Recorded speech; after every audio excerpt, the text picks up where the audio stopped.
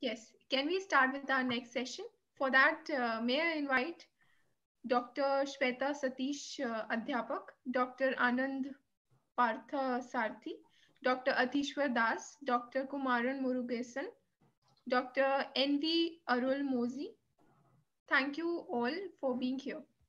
We can start with our session. Hi, Shivani. I think we need to log in by 1:30. Can we start? It's still not 1:30 yet. Okay, sir. We can wait for 3 more minutes and then we can start. Or we can start with an introduction of speakers. You can go about it, or I'll share my screen. Yeah, sure. Yes, sir. Sure. Is this visible? Yes, sir. It's visible now. Hi, good afternoon. A warm welcome to all the delegates. Thanks for taking time from your busy schedule and joining us for our instruction course on incorporating premium IOL-based surgery in your practice. So we are just going to give a brief overview. It is being listed as for beginners and medium-term surgeons who want to incorporate premium lens in their practice. We are going to talk on preoperative workup, meticulous preoperative workup, and counseling prior to surgery by Dr. Shweta. Then Dr. Kumaran would be talking on aiming for the bullseye and getting precise outcomes with EDOF lenses or extended depth of focal lenses. Dr. Anand would be talking on managing preoperative astigmatism with multifocal torics or bioptics. What's his preferred modality of practice? I would be talking on my tips and tricks with trifocal, and Dr. Arulmozhi Varman would be talking on femtosecond laser cataract surgery. So if you're okay, I'll take the cue and I'll ask the first speaker to share the slide. Ms. Shivani, are you there with me? Yes, sir, sure. We can start with our first speaker. Ajay said you'll be giving the introductions. Can we start, or are you going to give the introductions? Sir, sorry, sir, but I don't have the introductions in hand. You want to check with Ajay? He just spoke to me now. Ajay from your team, he's there?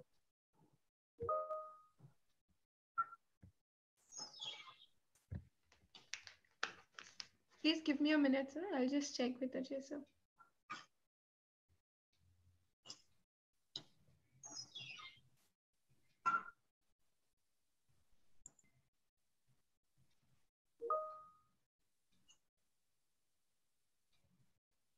Dr. Kumaran, has he joined? I don't see him here as yet.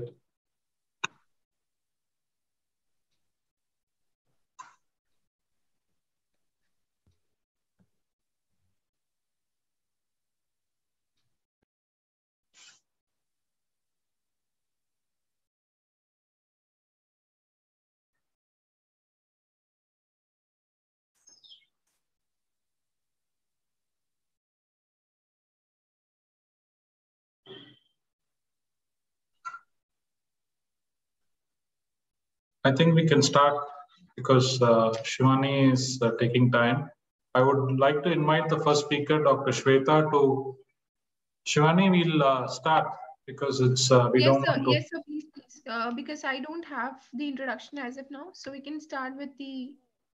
Our first speaker would be Dr. Shweta, who would be talking to us on meticulous preoperative examination and patient counseling for premium intraocular lens prior to surgery.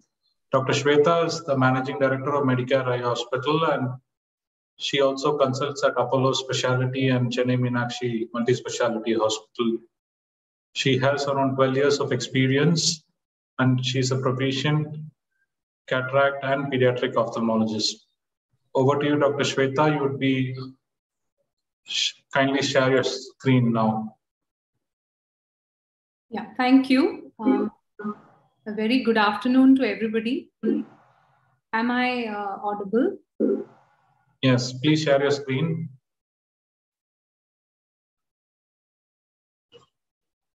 One minute.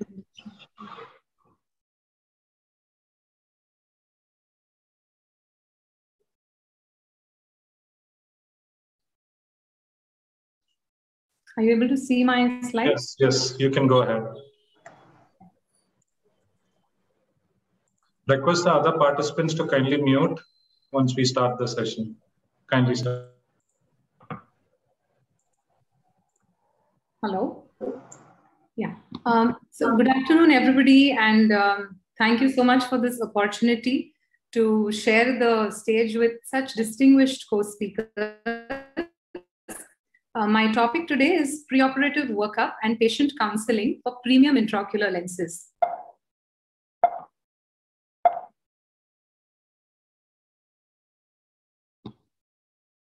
Am I audible? Yes, please go ahead. Okay, sorry. So modern day cataract surgery is most often a refractive cataract surgery, and delivering good surgical outcomes can be a fine balancing act between patient expectations, suitable premium intraocular lens, the surgical skill, and use of the best available technology. So to quote Alexander Graham Bell, before anything else, preparation is the key to success. And herein comes the importance of a meticulous preoperative workup. So we need to take a detailed ophthalmic history and a systemic history. We need to do a complete ophthalmic evaluation, including slit lamp and fundus examination. Tear film analysis and mammography is of paramount importance. And then we look at measuring biometric parameters like keratometry and A-scan for axial length. Corneal topography again, and then we move on to calculating the intraocular lens power. We also need to get a fundus picture and SD-OCT macula done. So starting with ophthalmic and systemic history, we need to understand how the patient perceives his defective vision and how it affects his day-to-day functioning. While inquiring about the patient's symptoms, we also need to find out what is the profession, what is the lifestyle, and what is the visual demand for the patient. We also need to assess the personality and what are the expectations that the patient has. Any history of previous ocular surgery becomes important, especially if the patient has undergone a refractive laser correction in the past. Systemic conditions like diabetes, hypertension, ischemic heart disease, BPH, which has an implication on pupillary dilatation if the patient is on tamsulosin, these need to be inquired into. And of course, these are not contraindications, but physician needs to take care of this and certify that the patient is fit to undergo a premium IOL surgery. Now, in ophthalmic examination, we need to look for the visual acuity and refraction. We need to measure contrast sensitivity using a Perry-Robson chart, do a cover test to rule out any phorias or tropias. A detailed slit lamp examination is an absolute must. We need to look at any eyelid pathology, including meibomian gland dysfunction, presence of any blepharitis, any hordeola, and so on and so forth. Assessment of ocular surface and tear film is also extremely important. We'll be talking a little more in detail about that. Then we need to rule out any corneal pathology or uveitis. And importantly, we need to grade the cataract. And this has a bearing on how we're going to plan the surgery. Intraocular pressure measurement is equally important. And then proper dilated fundus examination it must be done to rule out optic nerve and retinal pathology. Also, nasolacrimal duct patency needs to be ascertained. Coming to tear film analysis, now having an optimal ocular surface and a good tear film is paramount to a very successful surgical outcome. So we do this tear film breakup time. And the first picture shows a healthy tear film with a breakup time of about 15 seconds. And the second picture is a very unstable tear film. And if this be the case, repeatability of biometric parameters becomes an issue. And an unstable tear film also induces aberrations and decreases the quality of vision. We also do a Schirmer's test. to check for the severity of dryness. We also measure tear film osmolarity using the eye pen and a single-use sensor. This sensor is kept in contact with the tear meniscus for just about a couple of seconds, and it gives the osmolarity reading in milliosmoles per liter. So a normal reading would be somewhere around 300 milliosmoles per liter. Anything above that is considered a dry eye.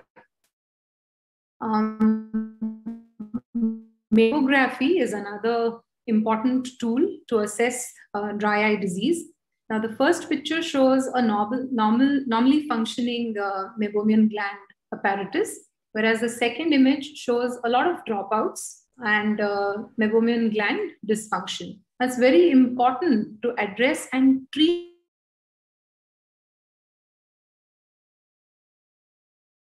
other topical agents like cyclosporin and punctal plugs. Now, moving on to the biometric parameters, most importantly, the axial length and K readings.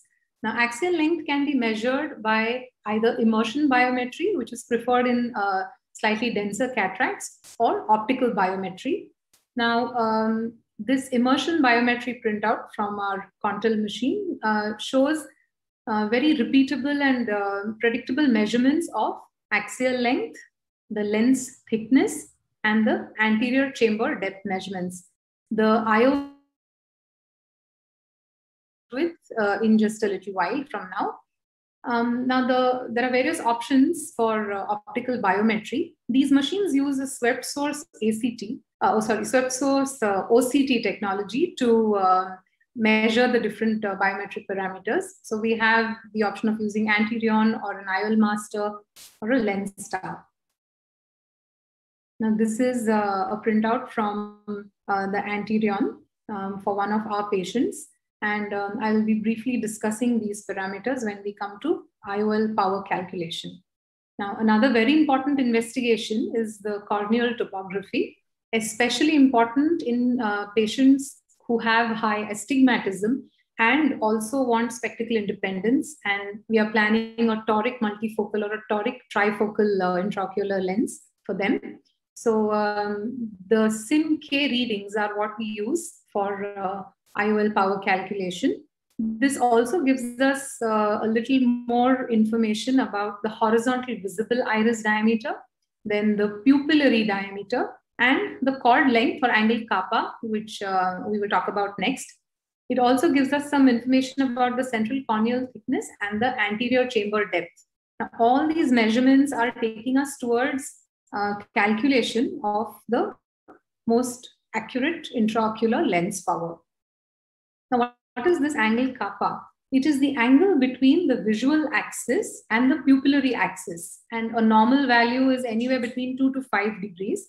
But we usually now measure it as the chord length mu, which is the distance between the pupil center and the visual axis. Now, this is very important for centration of the multifocal IOL because if there is a very large angle kappa, then the visual axis may actually pass through the HLH and not the central optical zone of the multifocal IOL.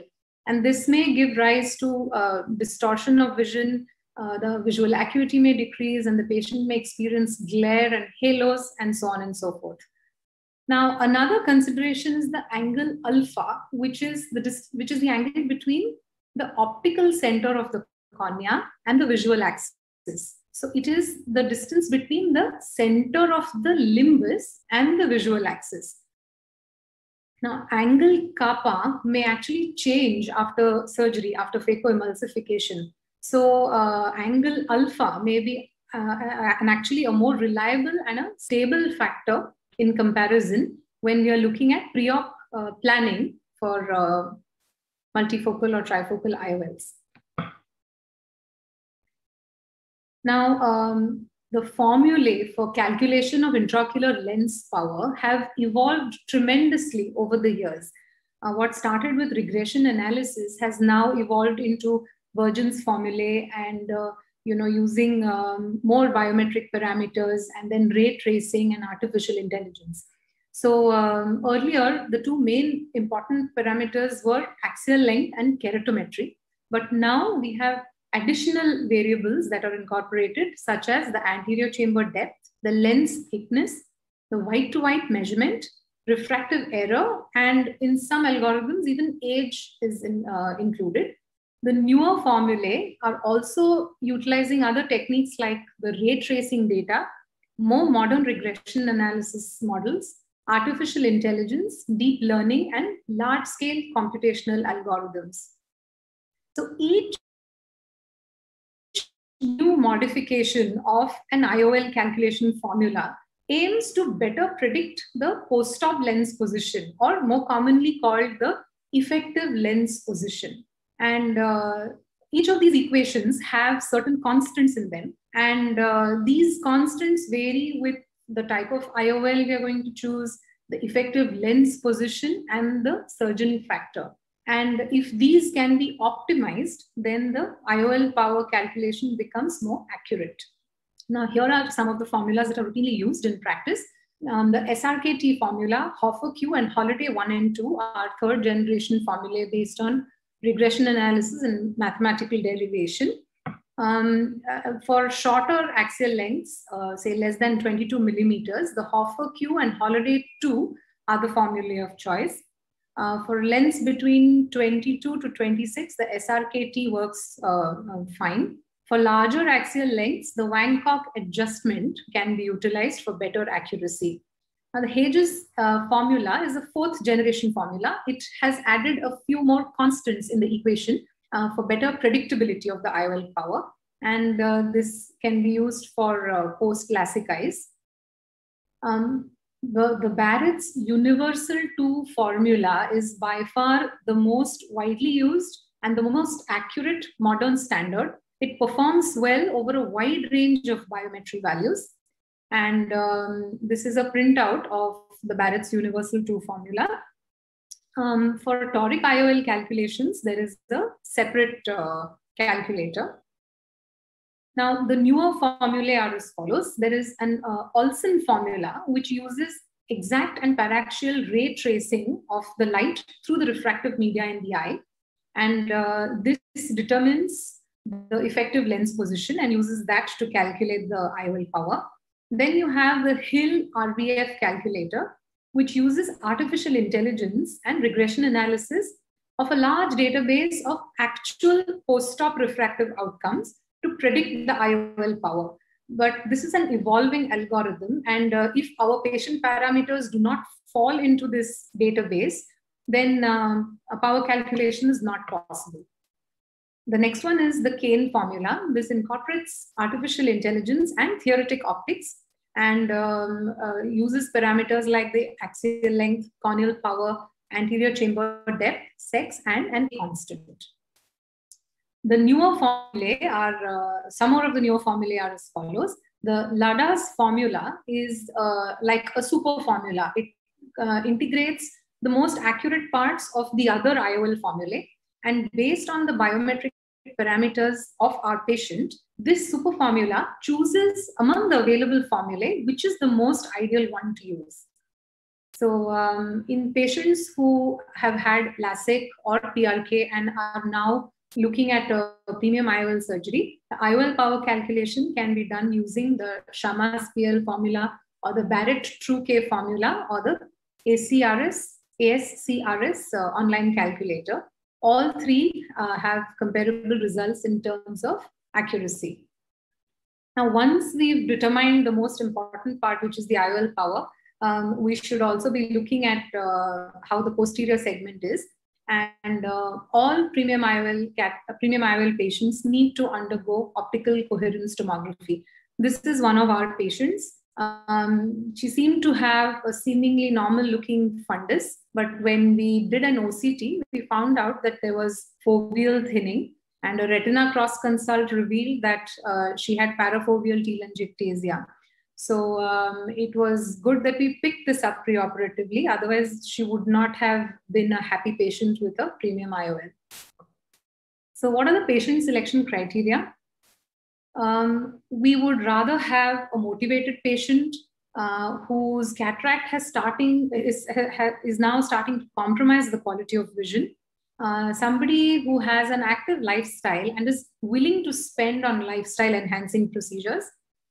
Somebody who desires spectacle independence and has realistic expectations about the surgical outcomes.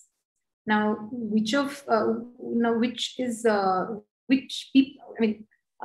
people who are poor candidates for premium IOL surgery would be patients who have significant ocular pathology, young patients with very high expectations, type A personality, patients who already have good preoperative visual acuity, may not be very happy post-operatively, and people with large pupil size also may not be very happy post-op. So patient counseling. Now, how do we go about talking to the patient about this entire experience? We need to have an honest discussion about realistic visual expectations with the patients. We need to talk to them about the possibility of reduced contrast sensitivity, the small chance that they may have glare, halos, dysphotopsia, and there may be some difficulty with night driving. We also need to talk to them about neural adaptation in the post-operative period.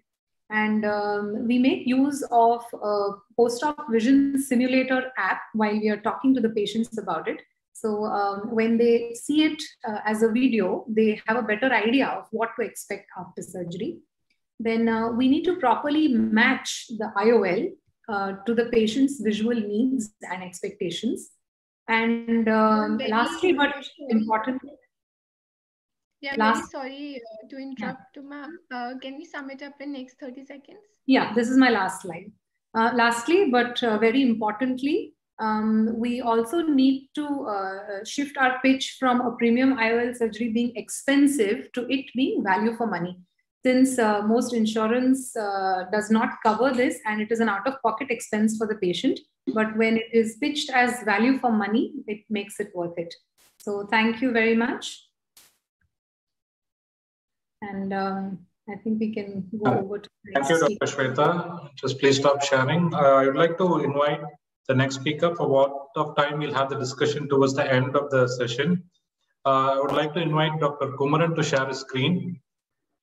In the meantime, I'd like to introduce Dr. Kumaran. He's a high-volume ophthalmic cataract surgeon with 2 decades of experience in Chennai. He's got special interest in hospital infection control and is a very sought-after speaker. I would over to you, Dr. Kumaran, to give your talk on aiming for bullseye with excellent depth of focus IOL. Thank you. Okay, good afternoon. Am I audible, Atifah? Yes, please go ahead. Okay, so good afternoon and a warm welcome to all. It's a pleasure to be with you here on the AOS conference. And my topic for the day is aiming bullseye with the EDOF lenses, otherwise known as extended depth of focus IOL.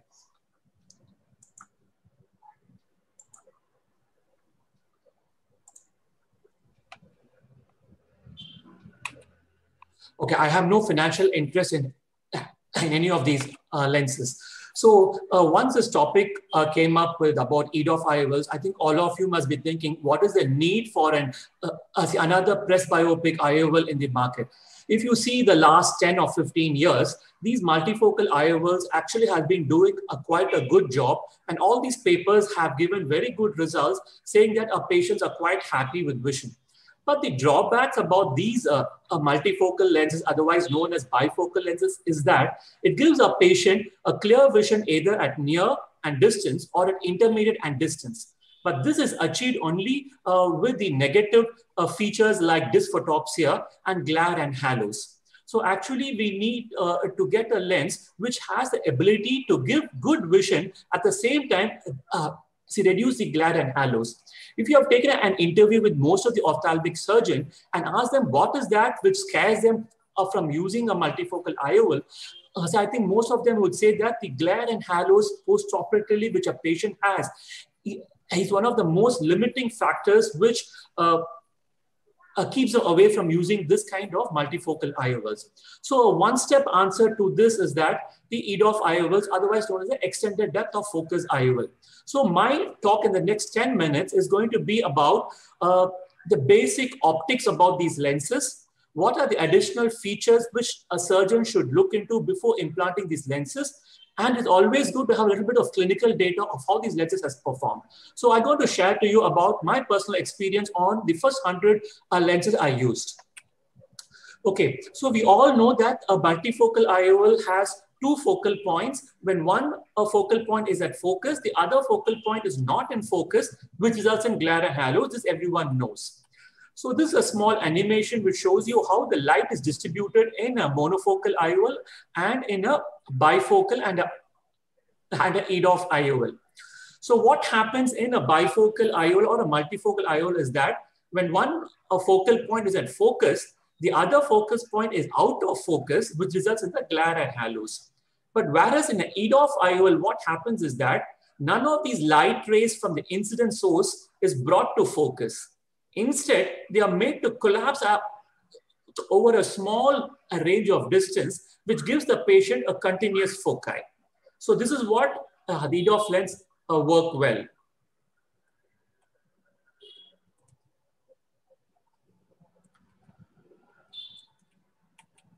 Okay, so this is how the light rays are made to focus in a monofocal, multifocal, and an EDOF lens. The EDOF technology is actually only new to ophthalmology, but this particular technology, otherwise known as phase coding technology or constructive interference, have been long used in the astronomical telescopes and our SLR cameras. So basically, just to understand as an ophthalmic surgeon, you need to understand that the light rays from a distant source of light are not brought to focus, but they're made to collapse over a short range of distance, giving a continuous range of vision. So this is what you need to understand. The other most important factor about these EDOF lenses is its ability to correct the chromatic aberration. The only lens as far as available in the market which has the best chromatic aberration correcting ability are our PMMA lenses. But these PMMA lenses are not being used nowadays much. The next best lens is the EDOF technology lens. It has the ability to correct at least 2 diopters of the chromatic aberration, thus adding on to the elongated range of vision and the ability of a patient to see well. The other most important factor about these lenses is its ability to correct the astigmatism. We need to understand that an astigmatism behaves just like a multifocal IOL because there are more than one focal points. So the elongation of the focal points by the EDOF lenses is able to cover the Strum's conoid and hence also ability to tolerate the any errors in astigmatism which happens. See, especially for beginners who are very worried about their residual postoperative error. When you as you implant an extended depth of focus IOL, these lenses are able to correct any residual postoperative astigmatism also, and hence the patients are quite happy. So this is the defocus curve of a monofocal and a multifocal IOL, where you would see that the focus is like a peak. Whereas in an extended depth of focus IOL, the defocus curve is elongated horizontally. To understand defocus curve is that, suppose if you're able to achieve a prediction error of less than 0.5, you make this patient sit in your office and read a 6/6 vision. And if you add lenses of plus 0.5 to -1, the visual acuity of these patients does not drop, whereas it drops in a monofocal and a multifocal. So this is what is a defocus curve, which clinically shows that even if you're off your target by a couple of diopters, the patient actually doesn't complain to you. So these lenses are less forgiving, and it is one of the important features for beginners who are more worried about their refractive errors in the postoperative period. The light distribution in a myopic pupil accounts for 36% for near, and hence this lenses work quite well even in a myopic pupil. Okay, to give you something about these lenses, this lenses is a refractive diffractive technology where the central 1.67 millimeter zone is used as a 3.3 dioptric add, and the rest of the part of the lens is a diffractive component, where you can see the small gratings which are actually not visible to a naked eye, and you need a high magnification to look into these lenses. And Dr. Shweta had actually told you about how a biometry should be done. Some of the important features is that an accurate biometry is very important. And when you have an astigmatism of more than one, do not implant these lenses, or you go for the toric component. When you have an astigmatism, a preoperative astigmatism of 0.75 to 1, also include a astigmatic correcting incision to correct these the astigmatism. And always look into the power or the residual error while you refine the IOL power in the other eye. The prediction error is very important. So just to define what a prediction error is, so it is a residual spherical component of refractive error that you land up at the end of 1 month after a refractive cataract surgery. The international standards are that you should be less than 1 diopter in more than 90% of the cases and less than 0.5 diopters in 60% of the cases. So you really have to refine your prediction error by doing a complementary monofocal IOL at least in 20-30 cases before you start putting in any presbyopic correcting IOL. Because most of the patients, doctors complain that these lenses are not working well is because they have not got the prediction error correct. So for these lenses to work well at near, at intermediate or distant, refine your prediction error before you implant these lenses. The other important factor which Dr. Shweta had very well explained is that the effective lens position. This is one of the most crucial factors for the success, and any formula which takes into account the effective lens position works well. Okay, I'm going to skip these slides because it has been very clearly explained by Dr. Shweta. And this is the formula which actually has to be used depending upon the your axial length. The Hill RBF formula is now available online in most of your machines. It's a radial based activation function. Is a very good formula which can be used by all of us online. So my experience in the first 100 cases is that we had 60 patients with 106 eyes, where 74% of the people had a bilateral implant. 60% of them were the female gender, and we had 3 kinds of cataracts, where majority was a senile cataract. We did have a couple of cases with traumatic and post-LASIK cases who developed cataract, and we also implanted these lenses on them.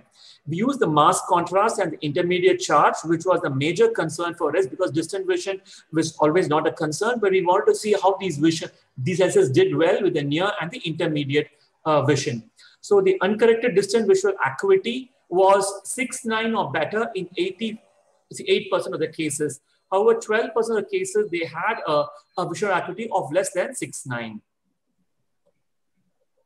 The uncorrected near and intermediate visual acuity was good in 87% of the cases. So this shows that whenever you had a good distant visual acuity, the near and intermediate vision did fall in place. So it's very important for you to be bang on target on the biometry. So whenever there is a prediction error of more than 0.5, then these patients did not do well in intermediate or near visual acuity.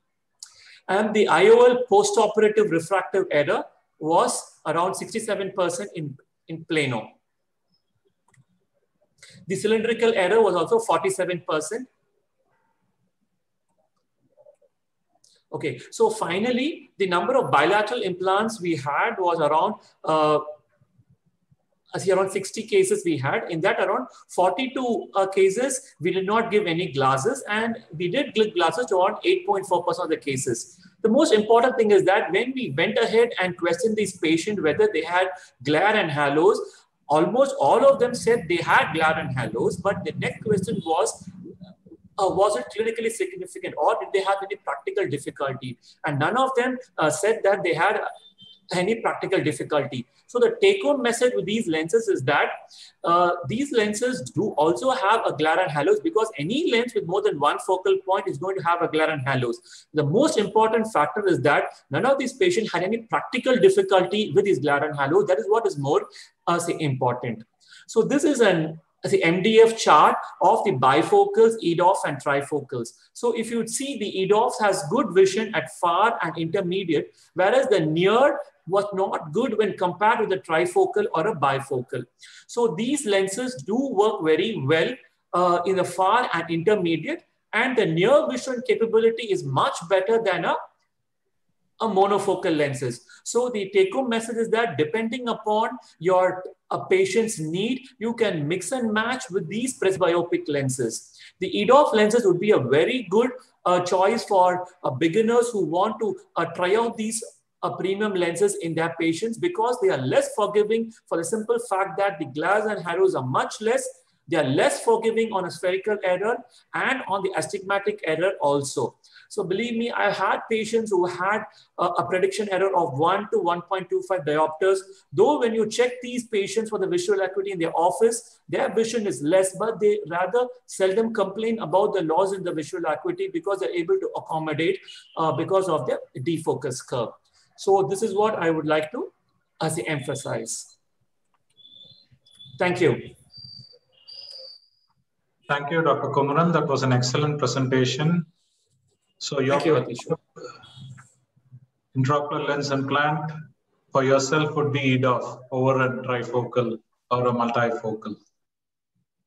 No, see, I would, as I told you, the new lenses are coming in, the new technologies are coming in, the quadrifocal, which is already in place. So when I have the a cataract going to be done on my eyes, is going to be quite some time, I guess. So I'm going to wait for the technology to come, and then I would decide. As for now, I think EDOF or a trifocal would be the choice.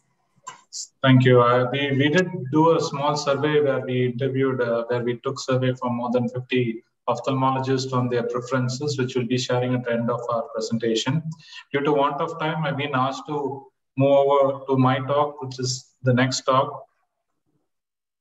And we will take the panelist opinion and experts. I request the panelists to kindly join in. You can unmute yourself. If you would like to say anything between the talks, please do let us know. I hope it's visible, my slide. Yes, Atishwar, you're visible and audible. Go ahead. Thank you. I'm just going to give you a brief overview on my experience with trifocals. I've been implanting trifocals over the past 3.5 years, and I still consider that's my preferred IOL of choice at the moment. So this is my experience with the trifocals. The Physiol, which I started, unfortunately is no longer available in India. We are hoping it will be available soon. The AT LISA trifocal from Zeiss, then the Indian triphobic, and I compared it with the Symphony, the EDOF lens. So there are different types of technology which is available in the trifocal. As you all might be aware of the apodized diffractive IOL, the Alcon Resto, which was launched way back in 2008. It is a multifocal. Then we had the Physiol, which is the first trifocal, which is a diffractive apodized lens, which is pupil dependent. Then we have the non-pupil dependent, the trifocal non-diffractive non-apodized lens, which is the AT LISA Tri. Then the non-apodized Panoptix from Alcon, which is a trifocal diffractive lens. Then we have our very own Indian patent on this trifocal called triphobic, where we have an increased angulation and decreasing height from the periphery to the center. From the center to the periphery, here you can see there is angulation is also decreased compared to the apodization in the other trifocals. So brief overview of the different types. The Physiol is a convoluted trifocal, whereas the AT LISA Tri is a diffractive trifocal, and the triphobic is a diffractive trifocal. The EDOF lens, the Symphony, which I did study, was an Eshelett design. And you could see the light distribution. Most of them contribute around 50% of the light is split for distance and 15% for near. And the intermediate and near is around 30 to 45% for the rest. Here you see the Physiol is the only lens trifocal which is pupil dependent, whereas the other lenses are pupil independent. What's more important, I like to point your attention towards the end of the slide, where the spherical aberration, which is very crucial because you need to center these lenses directly on the visual axis. I'll be talking about angle kappa and centration and angle alpha as well later, as Dr. Shweta pointed out. These lenses are negative aspheric lens. So it's imperative we position them exactly at the visual axis with very less margin of error. So I did a small study where I've done more than 150 trifocal implants till date, but we included around 50 eyes where we had a follow-up of 1.5 years in these patients. We all implanted them bilaterally with either a trifocal or a small set of patients who 11 eyes who underwent Symphony or the EDOF lens implant. So we compared the visual acuity outcome, the contrast sensitivity, the near and intermediate at 1 month, 3 months, 6 months, and 1 year. So all these patients underwent uneventful bilateral cataract surgery by the same surgeon. We used different formulas, the universal Barrett's 2 online calculator, to find out the accurate IOL power was decided close to the emmetropic value. All the patients underwent surgery under topical anesthesia. We did a exhaustive preoperative workup. Spectral luminosity of macula for all these patients was mandatory. And we did measure the angle kappa of all these patients with a Scheimpflug tomographer preoperatively. They also underwent dry evaluation and a mammogram. Those who had very poor tear film breakup time or maybe some form of meibomian gland dysfunction are not the ideal candidates for these premium intraocular lenses. They've been asked to go for a monofocal counsel for a monofocal lens. Topography was mandated in those patients who had an astigmatism of more than 1 diopter cylinder or 1. We had a cutoff of 1.25 diopter cylinder for toric trifocals. Those who had 1 diopter of cylinder and less on topography were taken up. We were also able to measure the chord or the mu value in these patients. Those who had a chord value of less than 0.6 were taken up for trifocal implantation. So we analyzed around 50 eyes. In that, 11 patients were male and 14 were female. The visual acuity was recorded at 1 month, 1 week, 1 month, 3 months, and 6 months post-operatively.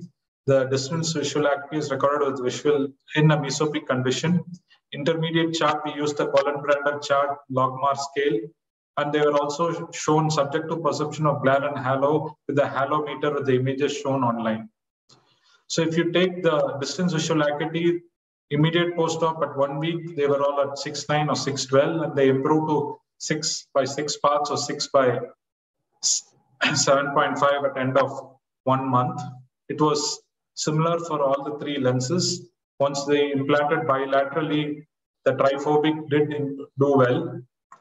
The intermediate vision chart, we used the modified Colin-Brander chart where we had the high contrast and the low contrast side by side, and we asked them to read them in ambient lighting. In clinic testing never translates to the kind of vision they have at their particular home or their office because we use more amount of ambient light. So we always tell the patient, these lenses some lenses of trifocals are pupil dependent. So you need to read in bright lights. So near vision was tested at 63 centimeters and 40 centimeters with the Colin-Brander chart. And here again, we find that these patients who had bilateral implantation of trifocals did far better than the EDOF lenses. In EDOF lenses, initially we were implanting bang on emmetropic target. Then we went ahead and did a micromonovation on the fellow eye once we not able to see J1 or N6 in the near Snellen chart. And they did better once you had bilateral EDOF with micromonovation, and other eye corrected slightly myopic at -0.5. The logmar intermediate visual acuity chart again showed more in favor of the trifocals. Here you could see the Physiol did really extremely well with intermediate vision. They were J1 or N6 right from day 1. The AT Lisa also did equally well. The EDOF lens Symphony, however, did catch up once we did bilateral implantation end of 6 months. The triphobic, the Indian intraocular trifocal lens, did also reasonably well. Once they got it implanted bilaterally, they were doing much better. So this was the defocus curve, and there are different types of lens. We prefer the cast molded lenses because they have lesser imperfections. It's mandatory to always see these lenses under the microscope, under high mag, and I always prefer to load them myself rather than an assisting scrub nurse to load, because sometimes you might end up with these marks on these lenses, these trifocals, which might damage these central rings. The contrast sensitivity distribution in the trifocal, again, as you could see in different pupil size, the maximum amount of visual acuity was seen in a smaller pupil at 3 mm. Though they marketed as pupil independent, the energy transmission is more in the 5 mm, whereas the contrast sensitivity is much less when the pupil slices are longer once you dilate them. So we, at MUSI conditions around 4 mm, we are able to achieve better visual acuity and better energy distribution with regard to the contrast sensitivity. Moving on to angle kappa, why I would like to say it's very important when you're planning your surgery, because this angle kappa is the angle between the visual axis and the pupillary axis. It is measured in a 2D plane called mu or a chord. It can be done in any Scheenflug topographer, a pentagram, or it can also be done on IOL Master 700. This angle kappa is very important because we are going to center our trifocal ring, the central ring, which is around 1.2 to 1.5 millimeter over this central, when you ask the patient to foveate when we are doing the surgery. And this angle kappa makes an integral difference when you have post-operative reduced visual acuity, when that you have this capsular bag contraction in some of these patients who are hyperopic, then you have this slight decentration of the central ring away from the visual axis, then they don't have adequate visual acuity for distance when you have a suboptimal outcome in these patients. So this is a slide which shows that we are using all negative spherical IOLs. Once they are slightly decentered by 5 mm, you can see in the bottom left how much of distortion they experience. And once they're decentered by 1 mm and the entire ring, the central ring, which is around 1.2 mm, goes off the visual axis, they might read 6/9, but the quality of vision is definitely compromised. So it's imperative we look at angle kappa in all these patients. This is a video which I'll just show about how I plan my rexes centered on the visual axis. I prefer doing all the patients under topical anesthesia. We ask them to foveate at the center. We look preoperatively at the angle kappa.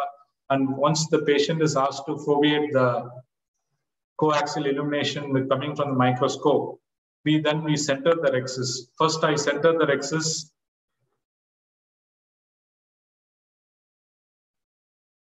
based on the first Purkinje image.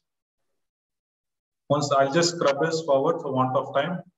Once the rexes is done, I load the lens myself, inspecting it clearly. This is a trifocal implant which is being loaded and implanted here in the bag. We ask the patient, once they implanted in the bag, we try to center it between the optical axis and the visual axis. It's important to know, and in my experience, I feel that even during post-operative, after 1 month, even if we center it along the pupillary or the visual axis, in the end, the patient eventually the IOL orients towards the optical center, which is the limbus. The post-operative analysis of the patient, here you could see, which is the diameter of the limbus.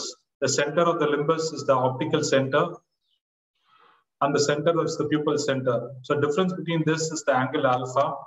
The pupil size is again a quantitative indeterminate here because different types of pupil dilatation is achieved. So there might be a slight shift in angle kappa, but I still like to definitely center my lenses along the visual axis. But eventually over a period of 1 month or 3 months, you see these trifocals will shift over to the optical axis, which is again based on the limbus.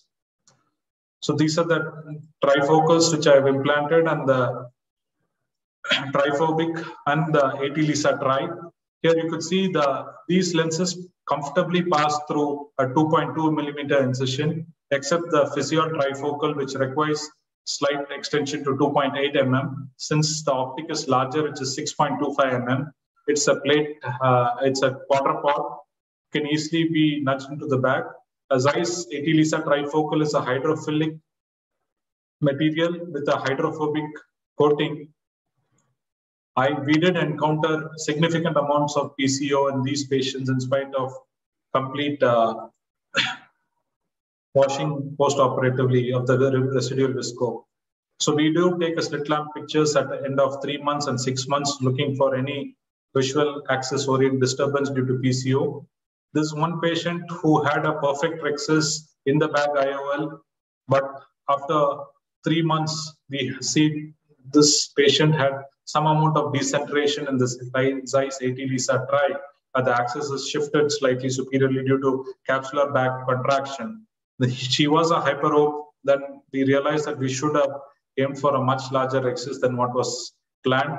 So when you aim for a rhexis of around 4.5 to 5, I would still expect it to go to 5.5 when you have these plate-actic lenses implanted, so that if you are having a capsular back contraction also, it doesn't decenter later in the post-operative period. There's another video, want of time, I'll share it later. To conclude, a trifocal lens provides a good range of vision when implanted binocularly. The Zeiss 80 Lisa trifocal gives the best good near and intermediate vision. There is subjective photic phenomenon in these lenses. Triphobic had the maximum, followed by Physiol, then followed by 80 Lisa trifocal, then the Symphony. The PCO rates were more with 80 Lisa trifocal, where 2 out of 10 eyes required YAG capsulectomy at 3 months. The near and intermediate vision were equal with Zeiss 80 Lisa and Physiol compared with Acritiv for the triphobic. The Symphony didn't fare well with near vision. We had to go with micro monovision, then they did binocularly better. So always remember, we do always under-promise but over-deliver in our surgical outcomes to get the best outcomes in your patients when you implant these premium lenses. Thank you for your kind attention.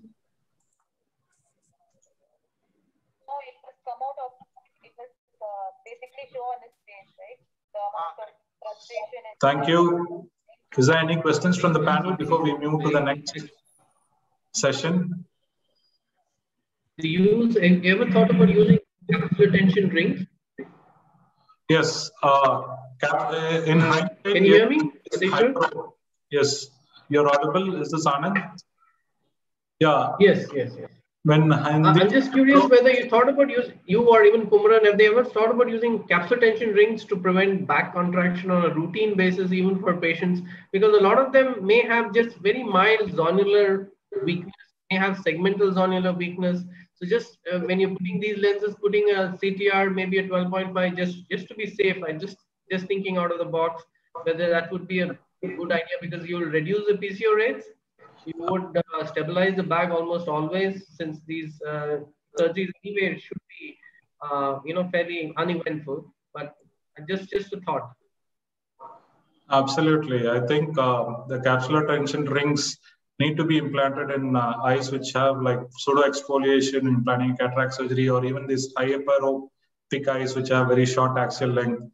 And these bags go in for contraction, and you're looking at a hydrophilic lens or a plate haptic lens. They are notorious to get decentered in spite of adequate capsular exercise. I did a capsular exercise of around 5 mm, but it's still decentered. So yes, capsular tension ring would be an option in these lenses if you are looking at hydrophilic. Dr. Kumaran, your opinion on this? Yeah, good afternoon, Dr. Anand. Yes, I mean, there are a few surgeons who still practice implanting CTR in all their multifocal cases or premium lenses. But what I do is I don't do it personally, but I always make sure that my rhexis is quite big, around 5 to 6 mm, so that the capsular contraction does not happen. Thank you. So I'd like to go to the next talk. We'll have the panel discussion towards the end. I'd like to call Dr. Arulmozhi Varman. He needs no introduction. He's a doyen in the field of ophthalmology, one of the earliest to adopt the technologies when it comes to refractive cataract surgery. He's got more than 30 years of experience in cataract surgery and a very well-known sought-after name in these lecture circuits. I would ask Dr. Arulmozhi Varman to kindly share his presentation and start his talk. Thank you, Dr. Athishwar. So my talk is going to be on, using FLACS to improve precision and outcomes. So all the three speakers who spoke before I did, Dr. Shweta, Dr. Anand, Kumaran spoke, and so did Athishwar. They all fixated upon getting the accuracy. Shweta spent a lot of time telling us how we have to really do our A scans properly, do it on optical biometry if possible, calculate properly, choose the patients to get the best results. And Athishwar also mentioned quite a bit about the size of the rhexis, and a slight contracture which can cause decentration. And same thing was again echoed by Kumaran too. So this brings us to a point where beyond, we have done everything preoperatively. You've chosen the right patient, you look for dry eye, you look for mammography, you looked at the aberrations on the cornea, you excluded patients who had very large angle alpha. You've done everything. But finally, are we going to get the accuracy that we want to 100% of the time, or can we do something to improve the accuracy with some other methodology? So that's where FLACS comes in. So there's a limit to the skills and the accuracy possible by human hand. Does FLACS help you? This is a question to be answered, and then we can look at the answers as we go along. So the femtosecond assisted laser surgery can make incisions on the cornea. It can do a fantastic capsulorhexis. It can soften almost all nuclei. The only ones that really can't soften are the ones that are absolutely milky white. And that's the ones that don't need softening, so we don't have an issue. And that's the one of the white cataracts, the leaky cataracts, the ones with the increased intralenticular pressure, where the CCC is most difficult, where this makes child's play out of it. And of course, it can also do excellent LRIs and give you outstanding results. The accuracy of FLACS is something like about 3 microns, but whatever we do. So if you're trying to do a rhexis, it's going to be probably larger or smaller by about less than 1/10 of a millimeter at the most. As far as incision goes, they're very, very accurate to the sizing and the architecture of the incision itself. And positioning also. The positioning of the incision or the LRI, it can be done very accurately depending upon what your preoperative workup tells you. So incision can be absolutely precise. You can place it wherever you choose to place it. It will be astigmatically neutral because you can preoperatively design it precisely. And you can achieve perfect closure. There again, what prevents perfect closure would be wound stretching. When you do the procedure, if you have a very hard cataract and you really stretch the wound with your phaco tip, the phaco needle, or heated it up because of a very hard cataract, all of these are removed because the lens also softened. So you would get a perfectly positioned, astigmatically neutral, perfect closure incision 10 times out of 10. Not only the incision can be made precisely, the architecture can be designed to be triplanar, uniplanar, biplanar, and the accuracy is outstanding. So you have a design here where you have the side angle cut, the tunnel, and the internal angle inside. All of these can be precisely tailored. So you will get what you have put into the entry into the machine, and the results are going to be very outstanding. The closure is absolutely brilliant. The CCC, again, can be perfectly sized. It'll be perfectly central. And then even in hypermature cataracts, you would get excellent CCC. The CCC, you can choose on the machine to center it on the pupil, or you center it on the limbus, or you go one step further, center it on the scan capsule. Atishwar did go on the fact that wherever you place the lens, it is going to center itself on the limbus. That is because we take the limbus to be an approximate or almost accurate approximation of the capsular bag. Whatever we wish, finally, the lens that you place in the inside the capsular bag is going to center on the capsular bag. So here, the OCT actually scans both the anterior and the posterior capsule, extrapolates the size of the capsular bag and the calculation is done along with the size of the limbus, and it actually now delineates the capsular bag, and you can choose to position the CCC on the center of the capsular bag. So that way, whatever contraction that occurs, that's beyond our control, would be absolutely perfectly centripetal, and it will not cause any decentration of the IOL.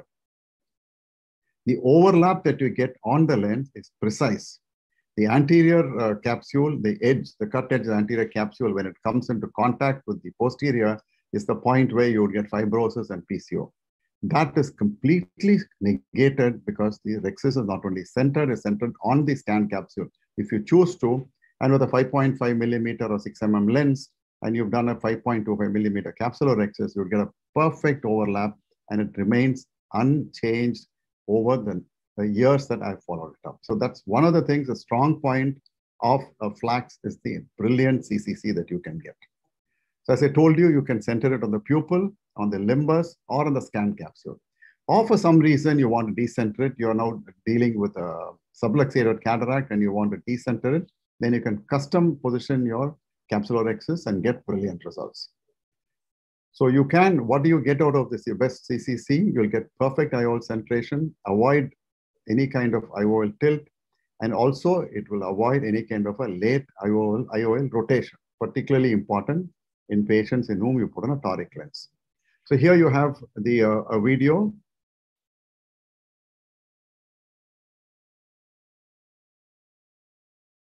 This is the scan. After the scanning, the rhexis is over in about a second. The softening that goes on.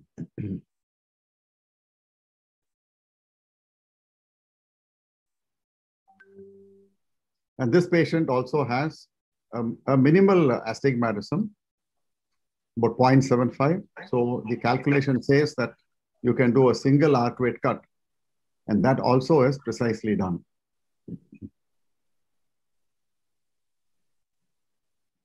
From start to finish, everything is over in about 30 to 40 seconds max.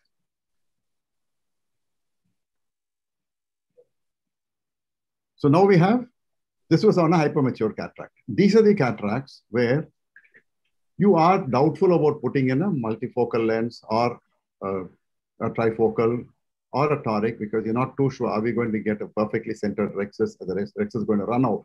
All those doubts are completely removed. As I told you, if you have a white mature cataract, you will not get softening of the nucleus.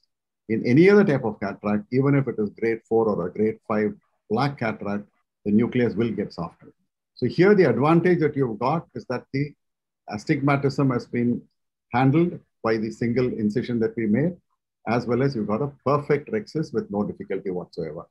The hard cataract is handled the normal way that you would normally do, and you get into a good surgical outcome with a perfectly round central rhexis.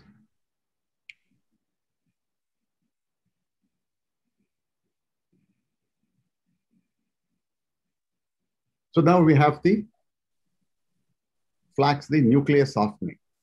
You have multiple ways of planning out the softening of the nucleus. You can simply, for the soft cataract, you can just make quadrants or sextants, or you can do over and above the quadrants and sextants, a honeycomb pattern to actually completely soften the nucleus and make it very easy to do the surgery.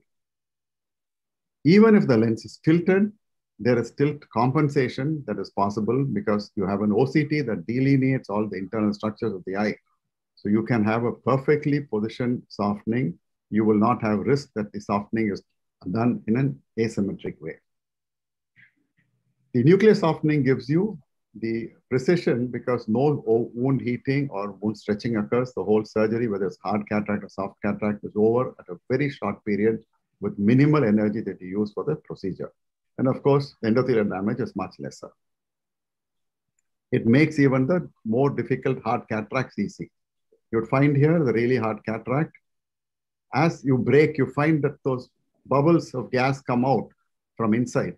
Again, goes to prove that in spite of it being very hard and quite advanced and mature, see the bubbles coming out? The laser penetrated through those brown dark cataract and still could soften it.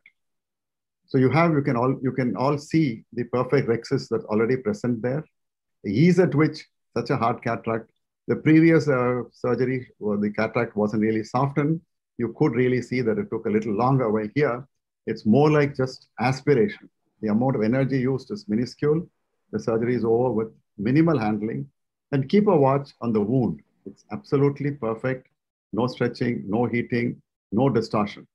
So that is important. A long surgery itself can distort the wound and negate certain advantages that you want to have in a surgery of this kind. So we'll just go faster here.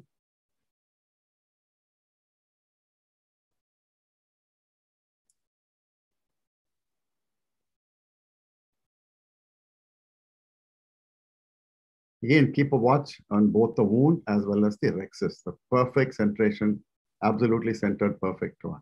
And the lens also centers perfectly with ease.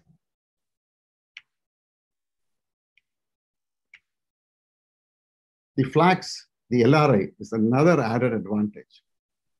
Often we have patients with small amounts of astigmatism, 0.5, 0.75, just under 1 diopter of astigmatism.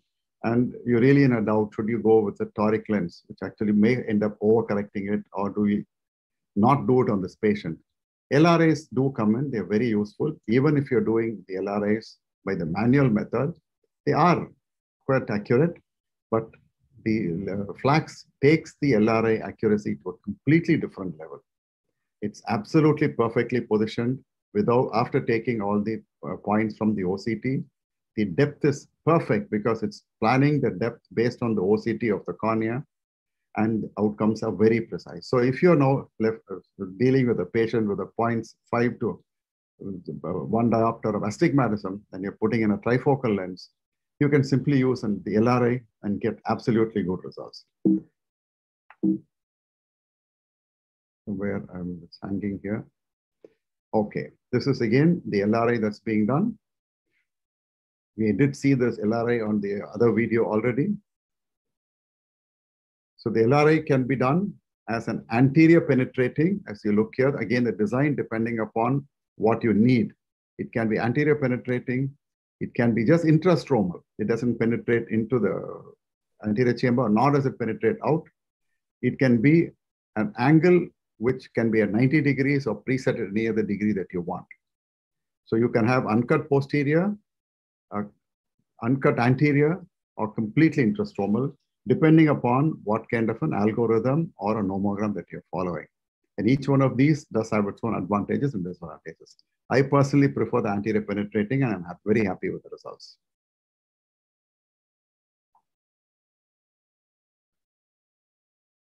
So this is just one that shows a double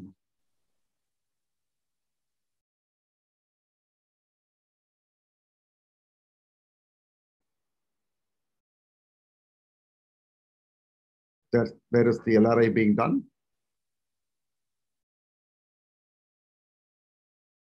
You can see that.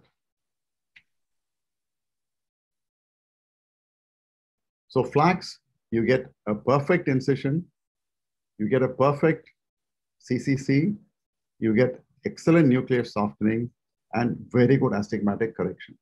Now, all this put together is an added advantage where you're looking for outstanding results and perfect outcomes in difficult situations, as well as when you're using an advanced IOL, which could be something as simple as an EDOF, or it could be a trifocal, or it could be a trifocal toric. So you're looking for perfection. This does give you the advantage. So flax is something where advantages available to you for all cataracts, particularly if you're going to use a high-end IOL, particularly if you're in a situation where it's a difficult surgery. So flax, as I would say, is a complete answer to perfect outcomes. Thank you. Thank you, sir, for this wonderful talk and presentation. I think cost is the only deterrent. We are convinced you're one of the earliest proponent of this flax surgery and a strong advocate of flax in all types of cataract. I think the only thing which is holding us back in adopting this technology is, of course, the cost. And there is a steep learning curve as well. I just like to ask you, how far from the posterior capsule do you do the fragmentation? What is that margin you can? I'll come first. One thing is that, Tishwa, there's no steep learning curve for flax. Actually, there is almost no learning curve for the flax. The only issue that you will notice the moment you start doing flax is all through you find it easy to do the cortex aspiration. In flax, you will be left with a perfect thick layer of cortex, thicker than you're normally used to. And that's the probably only learning curve in that. And then that's probably 1 or 2 cases, and that's not a problem at all. Other than there's no learning curve. From the posterior capsule, it will depend. Normally, it is kept anywhere between 500 to 700 microns. You can always keep it even at 1 millimeter. Because anyway, the cortex is somewhere about 1 millimeter, not an issue at all. So most of the settings set by the company would be between 500 to 700. Again, if you are going to be dealing with a patient with a posterior polar, you could increase it to 1, even 1.5 millimeters from the posterior capsule, because everything is under your control. You can set it on autopilot or choose to completely control every single step. Okay, thank you, sir. For want of time, I will go to the last talk. This is going to be by Dr. Anand, who's the Chief Medical Director for Vision and Eye Surgery. It's a proficient surgeon with more than 50,000 ophthalmic procedures to date, specialist in cornea and keratoplasty. I'd like to invite Dr. Anand to share a screen and give his talk on management of preoperative astigmatism with multifocal torics or bioptics versus preferred choice. Anand, over to you.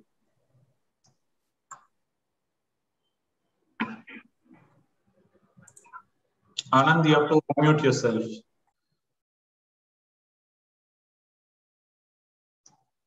Anand, please unmute yourself.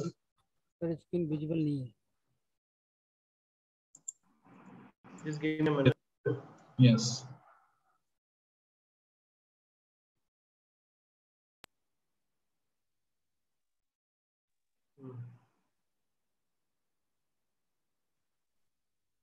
Motion seems to have frozen. Just give me a minute. Are you able to see my screen? Not yet.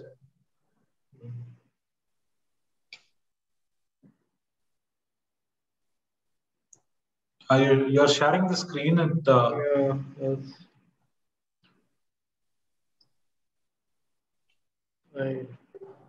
Sir extended mode पे तो नहीं है laptop आपका?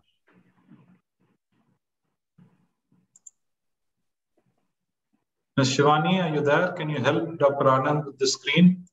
Yes, sir. Yes, sir. Dr. Anand, can you please try? The whole, once I shifted to screen sharing, the whole laptop is not responding. Okay, till Dr. Anand's screen share is on, we'll just take a few questions from the panelist. So I have this patient, I'll not be able to share the screen, but I can ask this question. We have taken some cases, we thought we would get the opinion of the panelist. There's this 38-year-old lady with early posterior subcapsular cataract. She's a hyperope, been wearing spectacles for long with +7 with 1.5 diopter cylinder in the right eye and +7 with 2.5 diopter cylinder in the left eye, improving to 6/9 and N10. And she's looking at spectacle independence. She also has early cataract. Her axial length is only 20.65. And her intraocular pressure, intraocular power calculated with Swepsos OCT, confirmed also with the IOL Master 700 is 32.5 diopter sphere. We plan for a toric implant of 4.5. I would like to, her anterior chamber depth is only 2.38 in the right eye and 2.78 in the left eye. So I'd like to ask the panelist on what would be the preferred mode of treatment for this patient who's looking at spectacle independence. Atishwar, can I go first? Computers found, so you'll have to give me 5 minutes. You can have your Atishwar, can I go first? discussion. Yes, sir. Yes, sir. Please go ahead, sir. Fine. Simple. You have a very shallow chamber, so there's no question of doing anything and waiting longer. You're going to have angle closure sooner or later with this lady. So she is an ideal candidate for a prelex. The only issue is you said the near vision was only N10. Is it uncorrectable beyond N10 because of the cataract, or is she kind of having some kind of an amblyopia? She probably amblyoptic because she's the hyperope from childhood. We thought she has nanophthalmos. However, the lens thickness. I would suggest that you try on a contact lens and a near vision over that. You may be surprised that she may go to N8 or even N6. That will give you an idea that you would improve definitely post prelex. You can be sure that if you were to do a prelex and put in a trifocal lens in this patient, toric trifocal, she would get at least 6/9, and if she was getting N10, you can be sure she would get at least N8, if not surprisingly N6. The answer here again is to get the biometry and the calculations accurate. I would still here stick with Barrett, but Barrett 2 and go by the Universal 2, the one that's available on the net, not the one that is loaded on the machine, which is old already by any standards. And compare that with Hoffe-Q because it's short eye, and then decide which exact lens you would choose. That becomes a dilemma. You go take a risk, but if you're going to be left with a refractive surprise down the line, you can always do a small PRK. That's always there. Yes, post-operative. Thank you, sir. Dr. Kumaran, your opinion on this? I hope you could see the slide with the parameters. I'm not able to see the slide, but I did have a memory of what you have said. I think Dr. summarized this quite well. My advice would be if all the parameters are fulfilled for a multifocal IOL, yes, you can go ahead with a toric IOL implantation. Of course, the counseling is more important, but you did mention she was a high hyperope, but I don't think you have mentioned about the angle kappa in these patients, because high hyperope, definitely the angle kappa could be different. So I would normally not go with a multifocal IOL if the kappa is large enough, and I would counsel the patient against it for this, because I don't think she should be happy with the distortions and all the other factors. What is the trifocal or the multifocal you would opt for if the angle kappa is within the normal parameters of 6 degrees, 5 degrees? Yeah, if the angle kappa, I normally will go with the chordlength mu measurement of the X and the Y coordinates. And if it is falling within 0.5 millimeters, then I would go ahead with that.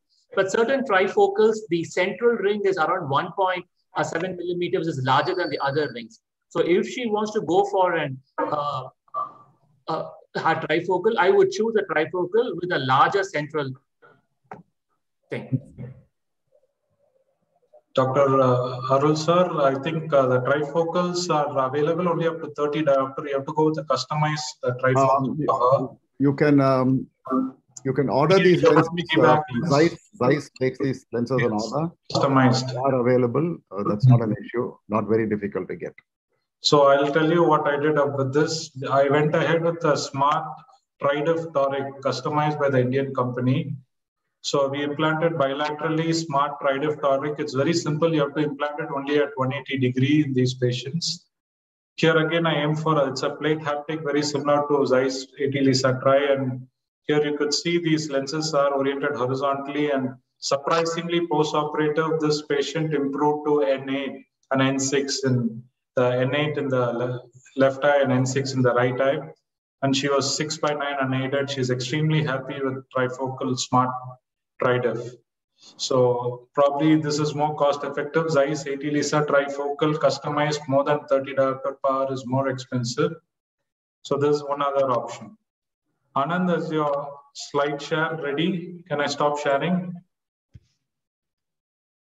Dr. Anand? Doctor, I think Anand has left this hall. I think there's some connectivity issue with at his end. Okay, till he gets up, I'll just show the brief survey which we did.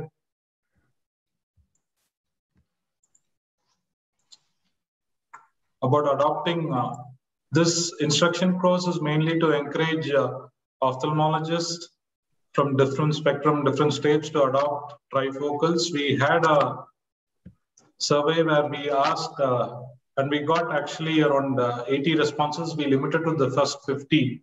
And we found out that 86% of them are implanting a multifocal or trifocal in their practice. Only 14% said no. In that 14% of them, the reason they cited for not implanting a multifocal or a trifocal was the cost of the lens. And the second more important thing, others which they specified was patient affordability, which again translates to the cost of the lens.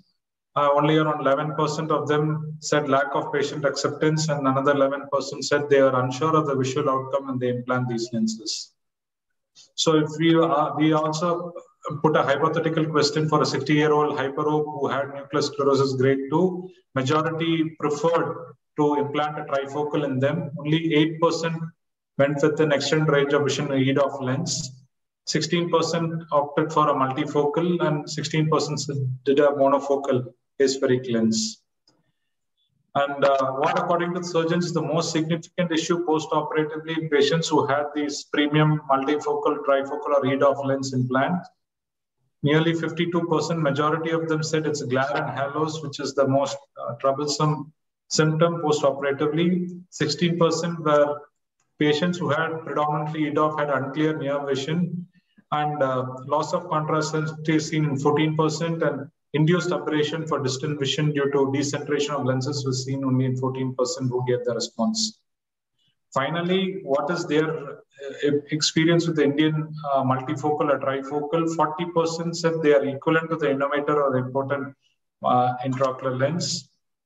No, 38% equally not sure whether they're equivalent. There was hesitancy in adopting the Indian trifocals or the premium lens, and 22% felt they were no way comparable to the imported lens or the innovator lens. Asking what lens they would prefer to have implanted with their own eyes, surprisingly 40% said monofocal, only 40% said trifocal, and multifocal was only 8%, 12% with EDOF lenses. I'd like to ask the panelists response or how they like to answer to these questions till Dr. Anand joins. I think the majority of the participants have opted for a presbyopic correcting IOL for themselves. Yes. No, 40% was opted for trifocal, opted for a... Yeah, so overall they would like to go for a presbyopic correcting IOL rather than a monofocal. Yes, for their own eye. If they're an operating surgeon and they were going to continue operating, they definitely opt for a monofocal IOL. How would you fare, Dr. Kumaran? Yeah, as I told you previously, as for now, I think a trifocal IOL would be my choice. Because I personally implanted a trifocal IOL for a lot of ENT surgeons and dermatologists and other operating surgeons also. And I would see the results which they are undergoing. I think they are happy with that. So that's what made me take my decision. Thank you. Dr. Shweta, what about you? What lens you would opt for once you have cataract? So I took that survey as well, and my choice was a trifocal IOL.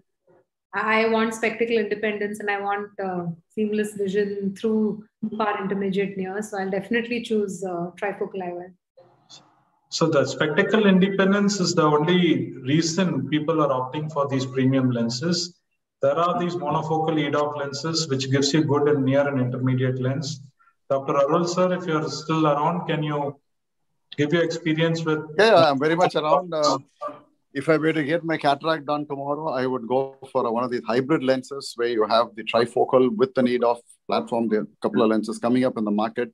They are definitely very good. And of course, the trifocal is the gold standard as of now. But these hybrid lenses are going to be the better ones, and they are just around the corner. Some of them are already in the market. So probably that's what I would choose right now. I did implant this Fourier domain corrected wavefront corrected lenses. I think Acriva has come with the sinusoidal technology, which is a hybrid lens, which you were talking about. I would like to ask your experience on these lenses. How effective are they, and how are they better over a trifocal intraocular lens? Okay, it seems they seem to be giving you the same amount of visual range for distance intermediate and near, no less or no more than a trifocal. But apparently, it looks like the photic phenomena are much lesser. So compared to a bifocal or trifocal lens, photic phenomena is very much reduced. And you go on the hybrid lenses, take it one step lower. The photic phenomena become even lesser. So that's where it becomes a more attractive lens at this point of time. Because what we have as a gold standard now, trifocal gives you excellent visual quality. There's no problem with visual quality now. Yes, we could get a little bit of better contrast sensitivity by getting there, but any lessening of the photic phenomena would be welcome. So these hybrid lenses appear, it's too early to be very sure about it, but looks like the photic phenomena is lesser in these lenses. And Dr. Kumaran, what about you? Any experience on this newer lenses? Hybrid lenses I have not implanted till date.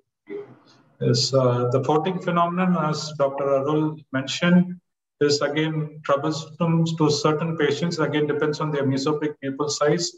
We make earnest effort preoperatively to counsel these patients. We show them these pictures and what they can expect in nighttime driving.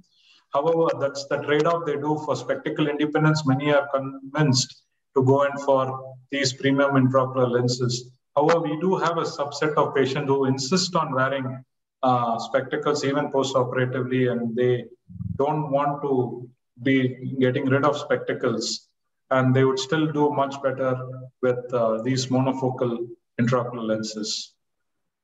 Dr. Anand, have you joined? We are waiting for you. Ms. Shivani, is Dr. Anand joined? We have only 5 minutes for the session to get over. Yes, sir. Actually, he didn't join. He was there all throughout. Any issue? Okay, moving over to the last final question. Can we take some questions from the panelists till the moment he joins? Ms. Shivani? Yes, sir. Sure. Yes. We were talking about preoperative biometry, and all of us have different types of biometers and comfortable with our own measurement, because an effective surgical outcome and patient satisfaction is very much dependent on your preoperative biometry. So I would like to ask, how many of you would, the panelists, how many of you would rely on swept source biometry over an immersion biometry or an optical biometry? I'd like to first take the answer from Dr. Arul. Arul, sir. Yes, I would very strongly rely upon the swept and better results. You have much better. I think you're not audible, sir. Can you hear me now? Yeah, yes, sir. Yes, sir. Yeah. So not only the swept source, the newer modalities are not only more accurate in a dense cataract.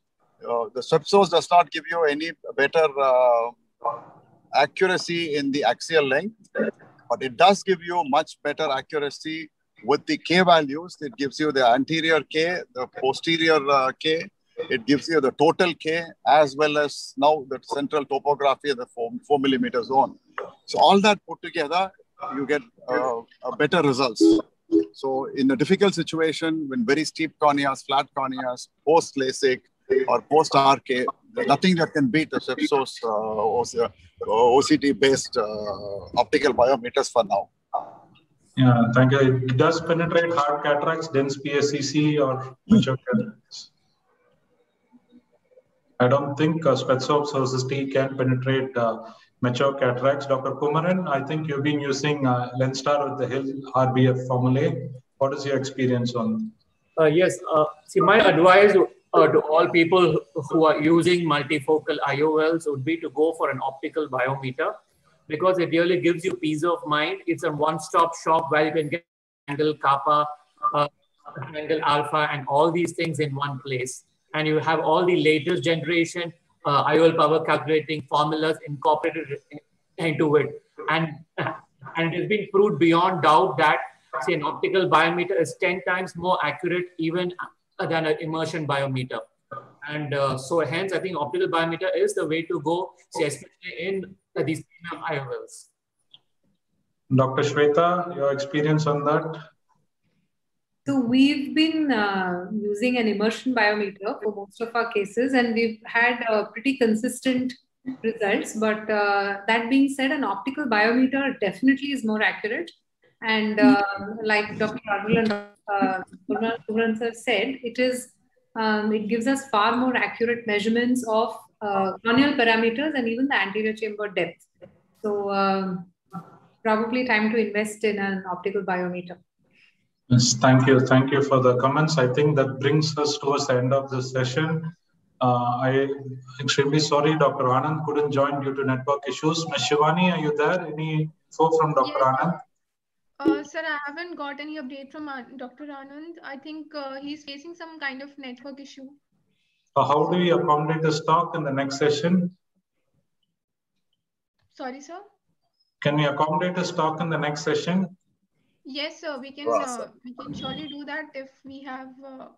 Yeah, kindly check with the next IC instructor, chief instructor, and do let me know. Thank you so much. Thank you all for joining. I think we have to hand over the Zoom room to the next. Thank you, sir, and thank you, Shweta, and thank you, Doctor. Thank you, everybody. All the panelists for joining us.